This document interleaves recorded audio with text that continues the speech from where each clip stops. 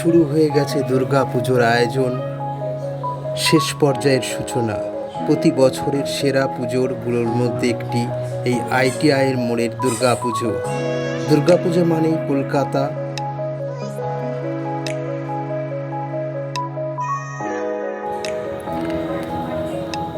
আর বড় থিম মানেই কলকাতা। এবার সেই কলকাতাকেই টেক্কা দিতে তৈরি হয়েছে কল্যাণী আইটিআইয়ের মোড়ের দুর্গাপুজো। আইটিআই মোড় যে থিম তৈরি হয়েছে তা ব্যাংককের অরুণ মন্দিরের আদলে। অন্তত 150 ফুট উঁচু এই পূজা মণ্ডপ। অনেক পুরনো ভাস্কর্য ফুটেছে এই কাজের মধ্যে। চোখ ধাঁধানো এই পুজোর শেষ মুহূর্ত এখন চলে এসেছে। আশা করছি এবার হয়তো কয়েক লক্ষ মানুষের ভিড় হবে প্রতিদিন। কলকাতা থেকে মাত্র 1 ঘন্টা দূরত্ব। কল্যাণী এমনিতেই সাজানো একটি শহর। এখানে পুজো দেখতে প্রতি বছর বিভিন্ন জেলা থেকে বহু মানুষজন আসে। আর কয়েক বছর ধরে তো কল্যাণীতে ঠাকুর দেখতে এখানকার লোকজনের আগ্রহের অনেক বেশি।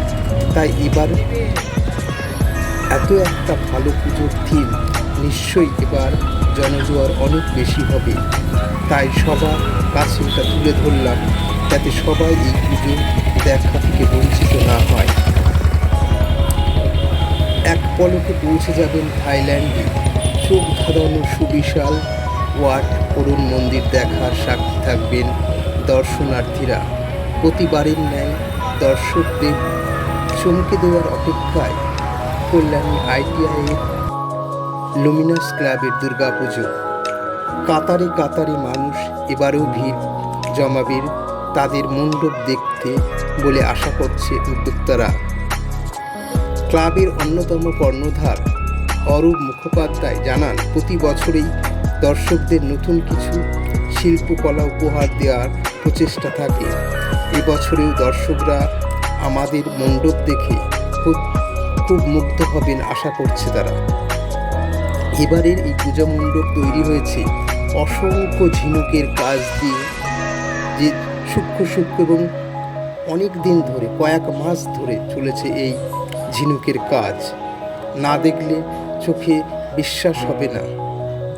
গত 2 বছরে পার্শ্ববর্তী জেলা তো বটেই, আশেপাশের রাজ্য থেকেও প্রচুর মানুষ আমাদের এই পূজা মণ্ডপে দেখতে এসেছেন বলছেন আয়োজকরা।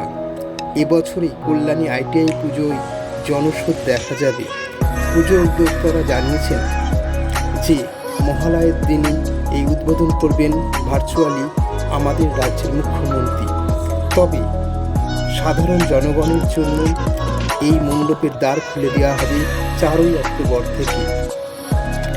থাইল্যান্ডের ব্যাংকক ইয়াই জেলার একটি বৌদ্ধ মন্দির সেই আদলেই তৈরি হয়েছে।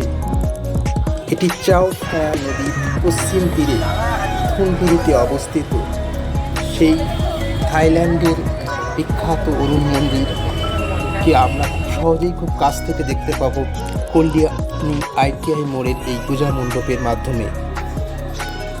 তাই সবার কাছে অনুরোধ, সবাই যাতে এই পূজা মণ্ডপটি দেখতে আসে এবং তাদের নিঃসন্দেহে খুব ভালো লাগবে।